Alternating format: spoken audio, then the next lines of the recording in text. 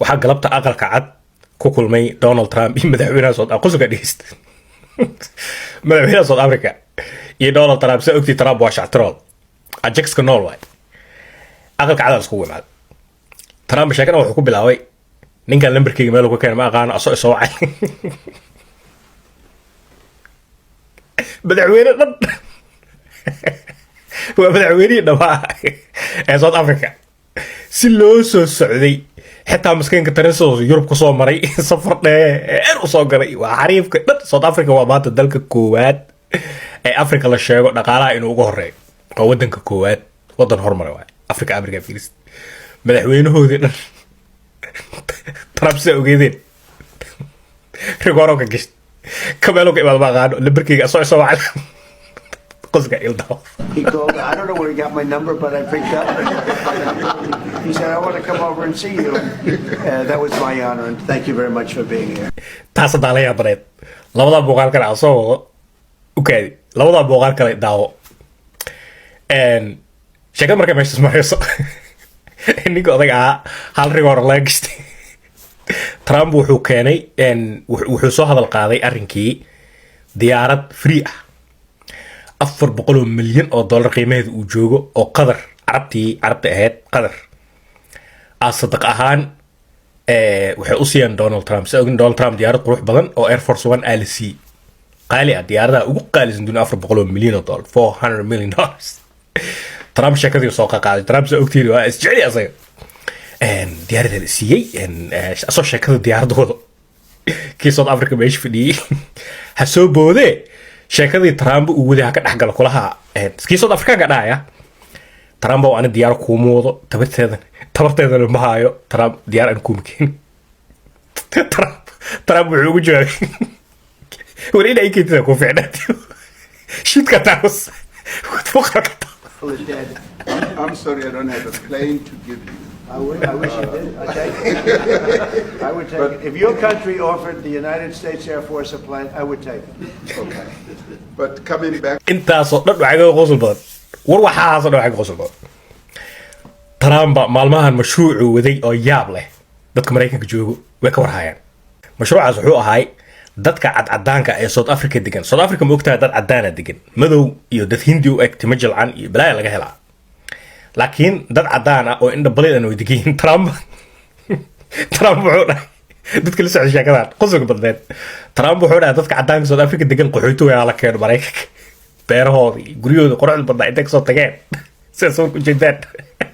cadaan far badan oo South Africa ka keenay Trump ka keenay wuxuu taagay waa la idin xasuuqaa madowga idin xasuuqa sheekada markay meeshaas marayso Trump wuxuu u daaray ninkii soo sheekada ugu waday waa madaxweynaha South Africa Trump wuxuu yiri nalka xogaa idamiya telefishinka idaara waxa rabaa madaxweynaha meesha fadhiyo ee South Africa inuu tuso xasuuq lagu hayo dadka cadaanka ee South Africa ana xusuuska inaa Trump wuxuu dhahay dadka cadaanka ee South Africa degan xasuuq lagu hayo daawado madaxweynaha u daara wakaas waa loo sheegay Now this parliament can do with or without you, people are going to occupy land. Will require no permission from you, from the president, from no one.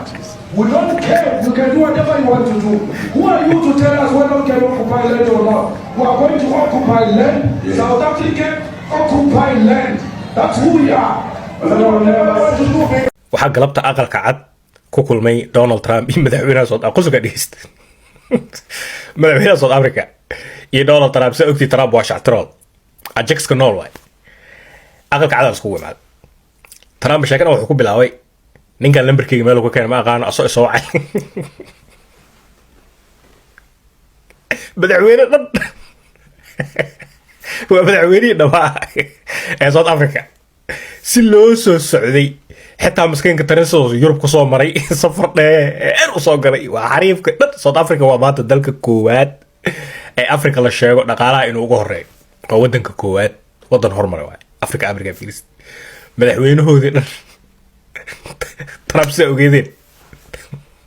rigoro ka gashay kameelo ka imaad maqaano lambarkayga soo wacay qosga ildaw He called. I don't know where he got my number, but I picked up.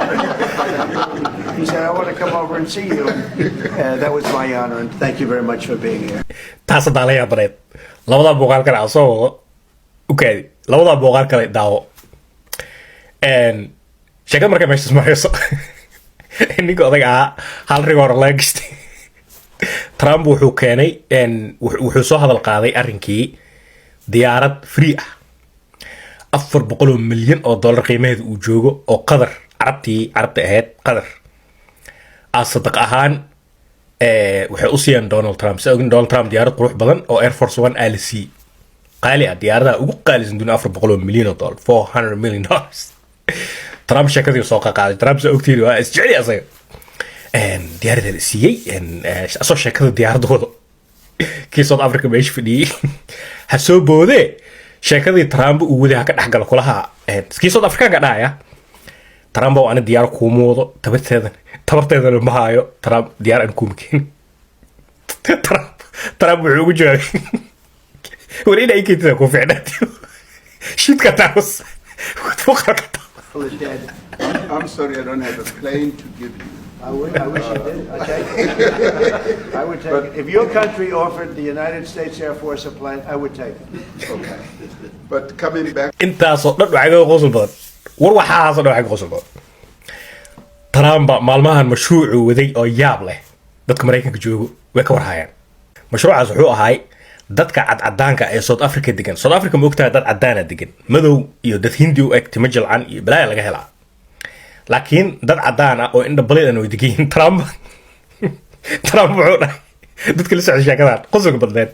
Trump wuxuu dhahay dadka cadaanka South Africa degan qaxooto waa la keenay Mareykanka beerahooda guriyooda quruxda badnaa intay soo tageen sida soo ku jeedaan